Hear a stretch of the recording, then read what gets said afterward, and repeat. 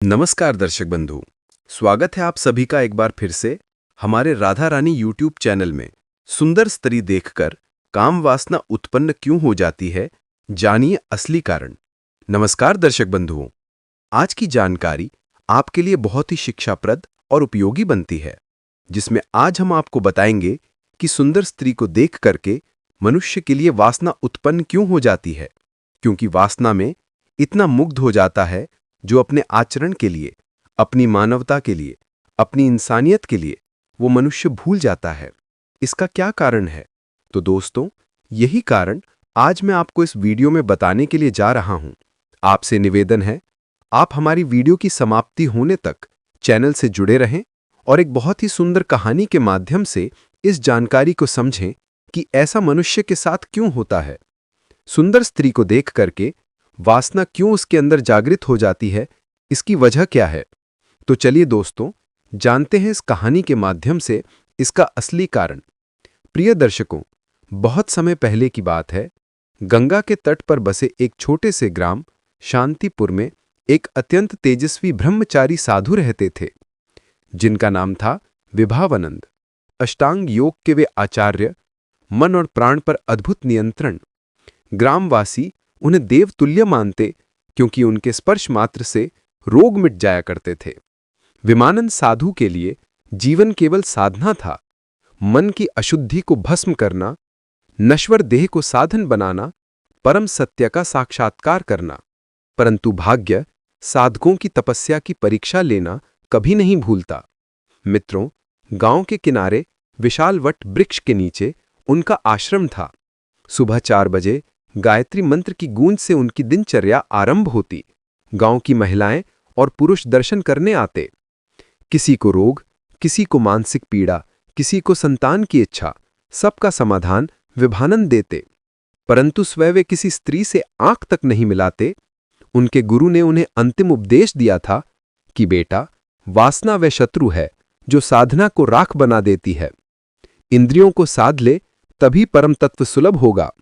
विमानंद ने यही सूत्र जीवन में उतारा था, परंतु प्रकृति की योजना अलग थी। एक दिन गांव में नई दुल्हन आई, जिसका नाम था मधुरा। अलौकिक सुंदरी, बड़ी बड़ी हिरणी जैसी आंखें, केसर सी दमकती त्वचा, घुंघराले बालों की वर्षा। गांव के लोग उसे देख करके कहते, ये तो साक्षात अप्सरा है। वह अत्यंत विनम्र, धर्मप्रिय और साधुओं का घोर सम्मान करने वाली थी। उसका पति पाटलिपुत्र शहर चला गया था। व्यापार हेतु वे प्रातःकाल साधु विमानंद को प्रणाम करने आश्रम आने लगे। शुरुआत में साधु ने ध्यान नहीं दिया, परंतु मन की गहराई में एक अजीब सी हलचल उठी, जैसे किसी स्थिर सरोवर में एक कंकड़ गिरकर न जाने कितनी लहरें पैदा कर ली। दोस्तों, ध्यानावस्था के मध्य अचानक विमानंद को उसके स्वर की मधुरता सुनाई देती है। प्रणाम गुरुदेव। वे चौंक जाते हैं। मन में विचार कौदता, मैं क्यों विचलित हो रहा हूं? किंतु मन बड़े चतुराई से उत्तर देता, नहीं, यह तो करुणा है, भक्त के प्रति स्नेह है। पर सच्चा साधक अपने भीतर की आवाज सुन लेता है। एक दिन उन्होंने स्वयं से प्रश्न किया, क्या मेरी साधना इतनी दुर्बल है कि एक नारी दर्शन से मेरा मन हिल जाए? वे भीतर ही भीतर खुद से युद्ध करने लगे। उनके गुरु स्वप्न में प्रकट हुए। धुएं से घिरे आकाश में उनकी वाणी गूंजी, विमानंद, जिस शक्ति पर विजय का अहंकार करो, वही शक्ति तुम्हारी परीक्षा लेगी। सावधान साधु। घबराकर उठे। भोर का सितारा चमक रहा था, पर उनके मन में अंधेरा घना था। अगली सुबह मधुरा संकल्प लेकर आई थी, अपने पति की रक्षा, घर की शांति और गर्भाधारण का आशीर्वाद लेने। उसने श्रद्धा से साधु के चरणों में फूल चढ़ाए, लेकिन जैसे ही उसने उठकर साधु की ओर देखा, विमानंद का हृदय अचानक तेज धड़कने लगा। मन कहने लगा, यह सौंदर्य किसी भी तपस्वी को डिगा सकता है। विमानंद ने तुरंत मस्तक नीचे कर लिया। उन्होंने स्पष्ट कहा, बेटी, आगे से तुम यहां अकेली मत आया करो। मधुरा चौकी, पर क्यों गुरुदेव? आप तो देवतुल्य हैं। साधु के अंदर कहीं आग जल उठी। यही भ्रम तो साधकों को नष्ट करता है। वे गंभीर स्वर में बोले, जीवन में कभी किसी को देव न मानो। मैं साधक हूं, देव नहीं। और साधक का शत्रु स्वयं उसी के भीतर छुपा होता है। मधुरा मौन हो गई। उसकी आंखों में श्रद्धा और प्रश्न दोनों थे। फिर रात को साधु ध्यान में बैठे, लेकिन ध्यान भंग हो गया। हर दृश्य में वही चेहरा, वही आंखें, वही सुगंध। वे क्रोधित हो उठे। हे मन, तू इतना गंदा कैसे? मैंने जीवन भर तपस्या की और तू स्त्री के रूप से हिल गया। उन्होंने अंगारों पर नंगे पैर खड़े होकर अपने शरीर को दंड दिया। वासना, मैं तुझे कुचल दूंगा। किंतु भीतर से आवाज आई, दमन से इच्छा नहीं मिटती, वह छिपकर और शक्तिशाली हो जाती है। साधु भयभीत हो गए। क्या यही वो परीक्षा है जिसकी गुरु ने चेतावनी दी थी? दोस्तों, कहानी यहीं से शुरू होती है। इसका अंत क्या होगा? क्या साधु वासना पर विजय प्राप्त करेगा या ये अग्नि उसे जलाएगी? रात्रि बीती। प्रातःकाल की पहली किरण जब गंगा की लहरों पर पड़ी तो उसका स्वर्णिम प्रतिबिंब साधु विवाहानंद के हृदयता को भी प्रकाशित करने आया। परंतु मन पर चढ़ा अंधकार यूं कहां हटता है। पुराने जख्मों की तरह भीतर भड़क रहा था, लज्जा, क्रोध और भय का मिश्रण। वे सोच रहे थे, क्या मेरी साधना इतनी दुर्बल है? क्या सौंदर्य मात्र से तपस्या डगमगा सकती है? उनके भीतर से उत्तर आया, सौंदर्य नहीं, आकर्षण ही शत्रु है, और आकर्षण वही होता है जहां मन की इच्छा बची हो। ये विचार उन्हें और भी अस्थिर कर गया। मधुरा का आश्रम आना कम हो गया था। गांव में तरह तरह की बातें होने लगीं। साधु जी ने मना कर दिया उसे। कहीं मधुरा ने कोई अपराध किया होगा? शायद साधु को स्त्री जाति से घृणा है। परंतु कुछ स्त्रियां फुसफुसातीं, अरे वो तो अप्सरा जैसी सुंदरी है, साधु भी तो मनुष्य ही है। विभंदनंद ने ये सब सुना। उनके भीतर क्षोभ जगा। लोग मेरे मन की पवित्रता नहीं जानते, पर मैं तो स्वयं अपने मन का शत्रु हूं। ये विचार उनके लिए यातना बन गया। स्मृतियों में एक दृश्य उभर आया। गुरु और शिष्य का अंतिम संवाद हुआ। विभंद, सबसे खतरनाक है आध्यात्मिक अहंकार। जब साधक सोचने लगे कि मैं अचर हूं, तभी मायावी शक्ति उसे गिराती है। विभानंद स्वयं को प्रश्नों के घेरे में पाते।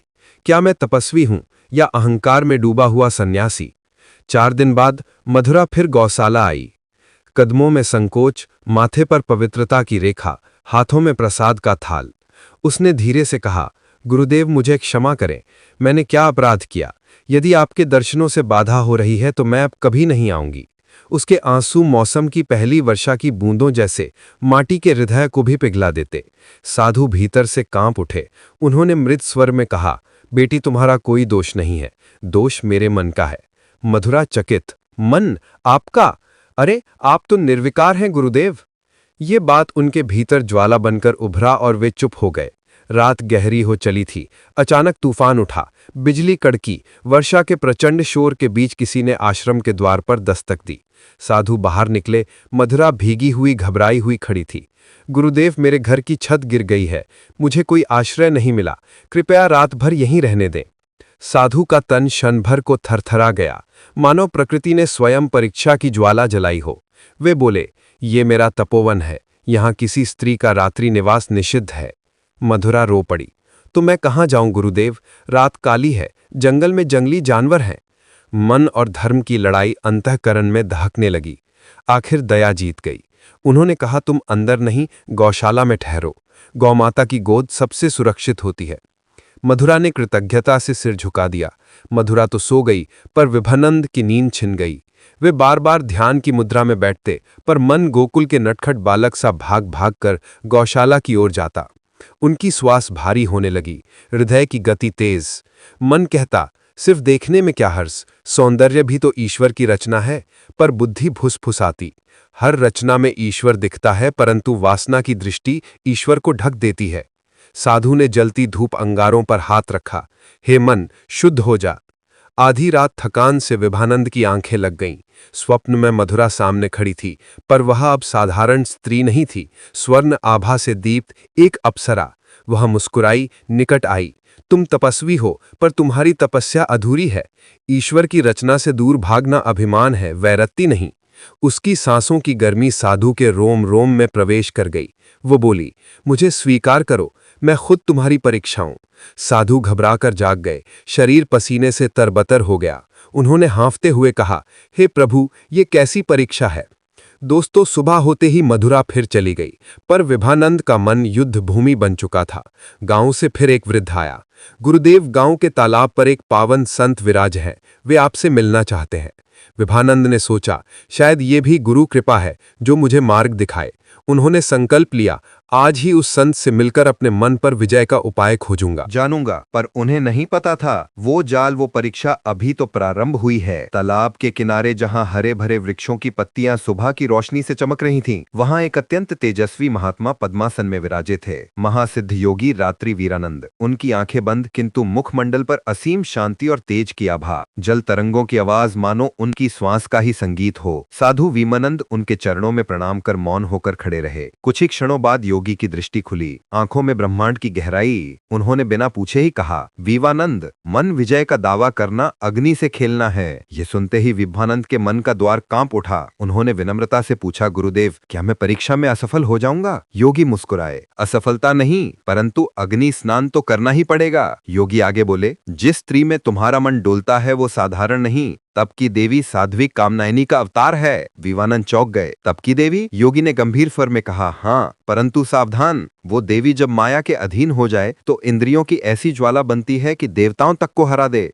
साधु का ये सुनकर के मन स्तब्ध रह गया। रात्रि वीरानंद बोले, हे विवानंद, तुम्हें याद नहीं, परंतु पिछले जन्म में तुम एक राजकुमार थे और मथुरा तुम्हारी प्रेम सहचरी थी। तुमने उसे त्याग कर राज्य और वैभव के पीछे दौड़ लगाई थी। उसकी मृत्यु के बाद उसकी अंतिम इच्छा पूछी थी, वो जहां भी जन्मे मैं उसे ढूंढकर उसकी परीक्षा अवश्य लूंगी। विवानंद के कदम ये सुनकर लड़खड़ा गए। क्या ये सच है? योगी बोले, कर्म, प्रेम और तप तीनों कभी व्यर्थ नहीं जाते। मधुरा आज इसलिए आई है क्योंकि उसके अंतर्मन का ऋण तुम पर शेष है। अब तो विवानंद के हृदय में तूफान उठ गया। यदि उसके भावों की परीक्षा है तो मेरी परीक्षा क्यों? योगी ने उत्तर दिया, क्योंकि इस जन्म में तपस्या का मार्ग तुमने चुना है और तपस्या का अर्थ होता है जो प्रिय हो उसी का त्याग। उस क्षण विवानंद को समझ आया, ये सिर्फ आकर्षण नहीं, कर्मों की परतें हैं जो अब खुल रही हैं। योगी ने चेताया, मधुरा की आंखों में अमृत और विष दोनों हैं। यदि तुम डगमगाए तो वो सौंदर्य तुम्हारे भीतर माया की अग्नि जला देगा, और यदि मन को साध लिया तो तुम्हें वही स्त्री स्वर्ग से भी आगे का ज्ञान देगी, वे ज्ञान जिसे महादेव ने भी अर्धनारीश्वर रूप में स्वीकारा। विवानंद के प्राणों में अब एक नया प्रकाश फट पड़ा।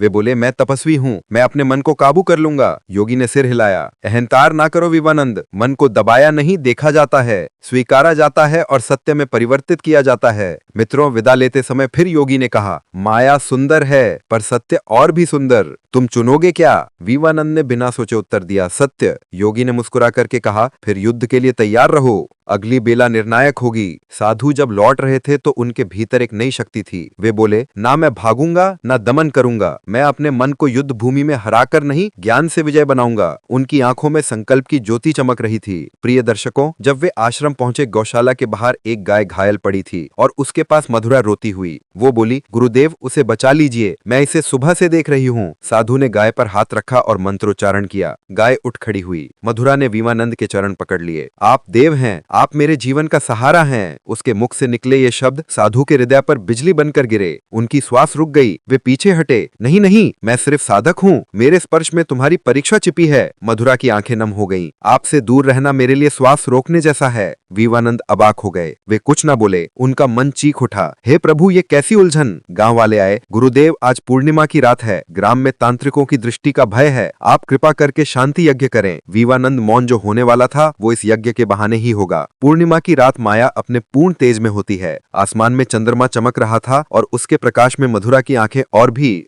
सम्मोहन कर रही थी। विवानंद को एहसास हो गया। गांव के मध्य प्राचीन यज्ञशाला सजी थी। धूप, हवन कुंड, वेद मंत्र और घंटियों की गूंज चारों दिशाओं में आध्यात्मिक ऊर्जा का द्वार उठ रहा था।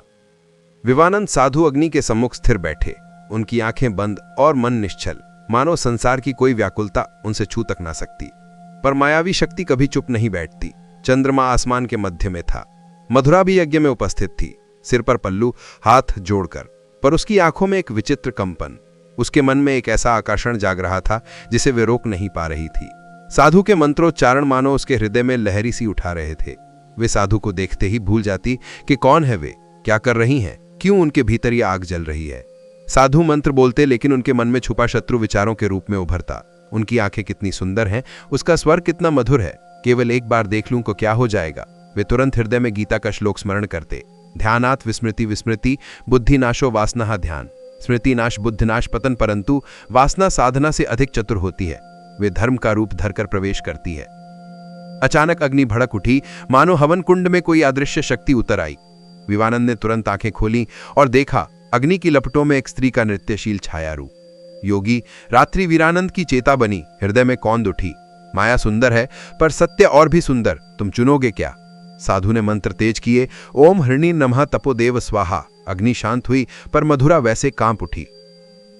यज्ञ के बाद मधुरा साधु के समीप आई, उसकी आवाज कांप रही थी। गुरुदेव, क्या ये अग्नि मेरे कारण भड़की थी? साधु ने शांति से कहा, नहीं, वह मेरी परीक्षा थी। मधुरा ने धीरे से पूछा, आपका मन कभी विचलित नहीं होता ना? इस प्रसन्न ने साधु के भीतर दबा तूफान आंखों तक ला दिया। उन्होंने कठोर होकर के कहा, मन समुंदर की तरह है, लहरें उठना स्वाभाविक है, पर मैं अपना तट नहीं छोड़ता। मधुरा उसकी इस दृढ़ता से और भी आकर्षित हो गई। मधुरा की देह में एक अनजान ऊर्जा फैलने लगी थी, मानो आकर्षण नहीं ज्वाला हो। वे साधु से बोली, यदि मैं आपके हृदय में कोई शुभ भावना जगाऊं तो वह भी ईश्वरीय होगी ना? साधु स्तब्ध। उन्हें समझ आ गया, मधुरा का मन अब उसकी इच्छा में नहीं, एक छुपी शक्ति के बस में है। अचानक हंसी की आवाज आई, वाह रे तपस्वी, हमारी मायावी रचना में इतना भी दम नहीं कि तुम्हें विचलित कर सके।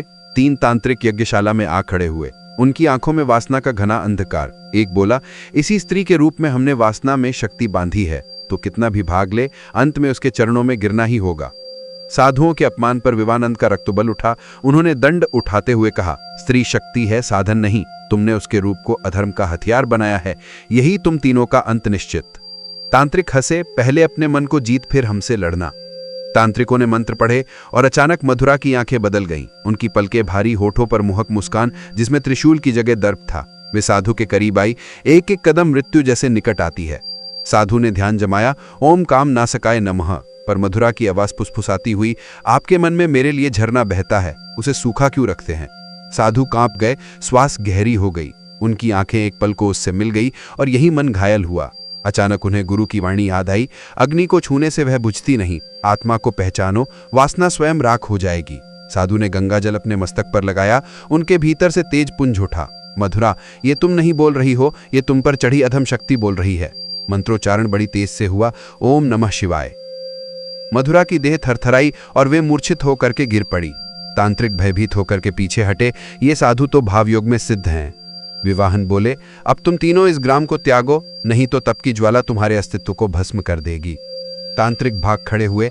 विवानंद ने मधुरा को उठाया, उसके माथे पर गंगा जल छिड़का। वह होश में आई, पर बिल्कुल शांत। उसकी आंखों में गहरी थकान और भय था। वे रोते हुए बोली, गुरुदेव, मेरे भीतर ये क्या हो रहा है? मैं अपने मन की मालिक क्यों नहीं रही? विवानंद ने उसके सिर पर हाथ रखा। अब यह तप केवल मेरा नहीं, तुम्हारा भी है। उन्होंने मन में निश्चय किया, मधुरा को वासना की दासी नहीं, ज्ञान की देवी बनाऊंगा। विवानंद की बाहरी परीक्षा तो होती रही, पर असली युद्ध तो उनके भीतर चल रहा था। एक ओर इंद्रियां, दूसरी ओर धर्म। एक रात धधकती हुई तप की अग्नि में बैठे वे अपनी आंखें बंद करते हैं। मन का पर्दा खुलता है और सामने वही मोहिनी स्वरूप स्त्री प्रकट होती है। चंद्र सी कोमल नयनों में कमल सा आकर्षण। वे मुस्कुराती है और कहती है, हे साधु, तुम शरीर को जकड़ सकते हो, पर मन को कौन बांध सकेगा? आकर्षण प्रकृति है, बचना संभव नहीं। विवानंद का मन कांप उठा। वे सरमोहक था, किंतु उन्हें लगा जैसे हृदय पर कोई तूफान चढ़ा हो। उन्होंने कांपती आवाज में कहा, तुम परीक्षा हो, सत्य नहीं। स्त्री का स्वर तीखा हुआ, क्या तुम प्रकृति से शक्तिशाली हो? क्या तुम पुरुष होकर स्त्री से मुक्त हो सकते हो? विवानंद ने तुरंत उत्तर नहीं दिया। उनकी आंखें भीग उठी, क्योंकि उत्तर उन्हें खुद भी नहीं मालूम था। लंबी मौन के बाद वे बोले, मैं स्त्री से मुक्त नहीं होना चाहता, मैं वासना से मुक्त होना चाहता हूँ। और उसी क्षण वे मायावी स्वरूप चटकते प्रकाश के साथ विलीन हो गया। विवानंद हाप थे, मुट्ठियां भींची हुई, आंखों में आंसू। वे समझ चुके थे, युद्ध स्त्री से नहीं, युद्ध अपनी कामना से है। अगली सुबह हुई। गांव की सबसे वृद्ध अम्बा आश्रम में भोजन लेकर के आई। उन्होंने विवानंद की आंखों में थकान देखी और स्नेह से बोली, बेटा, साधु वो नहीं जो स्त्री से दूर भागे, साधु वो है जो स्त्री में मां का रूप देख सके। विवानंद के हृदय पर जैसे सुषुप्त ज्ञान की बिजली गिर गई हो। अम्बा बोलती गई, जब किसी स्त्री को देख तुम में वासना जागे तो सोचो, क्या वह किसी की बेटी नहीं, किसी की बहन नहीं, किसी की पूज्य देवी नहीं? विवानंद की आंखें नम हो गई। जो स्त्री उन्हें पाप लगे, अम्मा ने उसे पूजा का मार्ग बना दिया। वे वंदन करते हुए बोले, माँ, आपने आज मेरा अज्ञान धो दिया।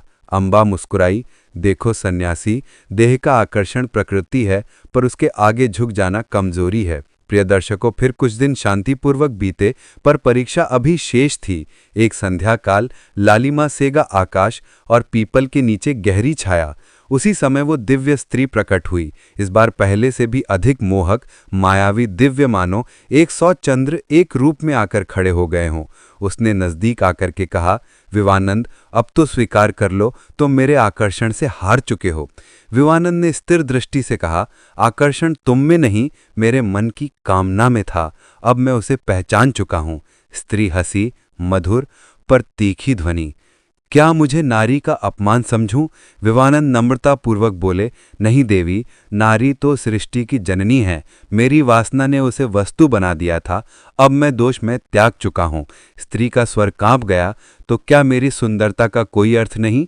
विवानंद मुस्कुराए, सौंदर्य का अर्थ वासना जगाना नहीं, सृष्टि को सजाना है। फूल में सुगंध है, क्योंकि वह नयन गिराने के लिए नहीं, पूजा चढ़ाने के लिए जन्मा है। स्त्री सुब्ध हो गई, उसकी आंखों में पहली बार आदर झलका और वे धीरे धीरे प्रकाश बनकर आकाश में विलीन हो गई। अचानक आकाश में गर्जना हुई और दिव्य प्रकाश फैल गया। वही मोहिनी स्त्री फिर प्रकट हुई, पर इस बार बहन, पत्नी या रूप सुंदरी नहीं, तेजोमय दिव्य शक्ति, उसका स्वर गंभीर। विवानंद, मैं कोई स्त्री नहीं, मैं स्वयं देवी पार्वती हूँ। विवानंद चौंक करके दंडवत झुक गए। देवी बोली, तुमने इंद्रियों को जीता, स्त्री को देवता रूप में पहचाना, मानव रूप में नारी के सम्मान का मार्ग दिखाया। तुम्हारी परीक्षा पूर्ण हुई। उनके ऊपर पुष्प वर्षा होने लगी। देवी ने वरदान देते हुए कहा, जहाँ जहाँ तुम्हारा नाम लिया जाएगा, पुरुष स्त्री को सम्मान देना सीखेगा और वासना पर विजय का मार्ग पाएगा। विवानंद की आंखों से आनंद अश्रु धारा बह निकली। कुछ समय बाद वे गांव लौटे। लोगों ने चरण छूकर स्वागत किया। विवानंद ने सबको संदेश दिया, स्त्री को देख के वासना जगाना अपराध नहीं, वासना को स्त्री पर थोप देना अपराध है। नारी वही है जिसके गर्भ से भगवान जन्मे, उसकी पूजा करो, अपमान नहीं। वासना पर जीत स्त्री से दूरी से नहीं, दृष्टि की पवित्रता से मिलती है। गांव के युवाओं ने प्रण किया कि हर नारी का सम्मान करेंगे और इसी से धरती पर फिर विवानंद आश्रम की स्थापना हुई, जहां हर पुरुष को स्त्री स्वरूप ने माता शक्ति के दर्शन करना सिखाया जाने लगा। अब तो अनंत प्रकाश बरस बीतते गए। विवानंद वृद्ध हुए, पर उनकी आंखों की ज्योति कभी क्षण नहीं हुई। एक रात्रि ध्यान में उनके मुख पर तेजोमय हवा फैल गई और वे देह छोड़कर शिव पार्वती के दिव्य लोक में लय हो गए। गांव वाले बोले, विवानंद साधु नहीं, धर्म का दर्पण थे। हवा में जैसे उनके शब्द गूंजे। तो दोस्तों, कहते हैं, जो नारी में मां देखे वही वास्तव में पुरुष है। और ये कथा समाप्त नहीं, आज भी जारी है, क्योंकि विवानंद की जीत हर उस पुरुष की जीत है जो स्त्री को वस्तु नहीं माता मानता है। तो दोस्तों, अब तो आप जान ही चुके हैं कि सुंदर स्त्री को देखकर वासना क्यों जागृत हो जाती है। वासना उन्हीं के लिए जागृत जो होती है जो स्त्री को वास्तु समझता है और अपने मन को कभी रोक नहीं पाता, इंद्रियों को वश में नहीं कर पाता। स्त्री के अंदर माँ बहन कभी नहीं देखता, उसकी दृष्टि जो होती है वो नकारात्मक होती है। तो ऐसे ही लोग सुंदर स्त्री को देख के उनके अंदर वासना जागृत हो जाती है। और जो लोग स्त्री के लिए वस्तु नहीं, उसके अंदर माँ बहन की तरह देखते हैं, उसे एक देवी मानते हैं, तो उनके अंदर कभी वासना जागृत नहीं होती। हाँ, वो लोग स्त्री को देख के प्रेम मुग्ध तो हो सकते हैं, लेकिन बहन और माँ के रूप में कभी वासना की तरह नहीं। तो दोस्तों, उम्मीद करता हूँ ये जानकारी आपको समझ में आई होगी। अच्छी लगी है तो कमेंट बॉक्स में ज़रूर बताइएगा। इतना समय देने के लिए आप सभी को बहुत बहुत धन्यवाद।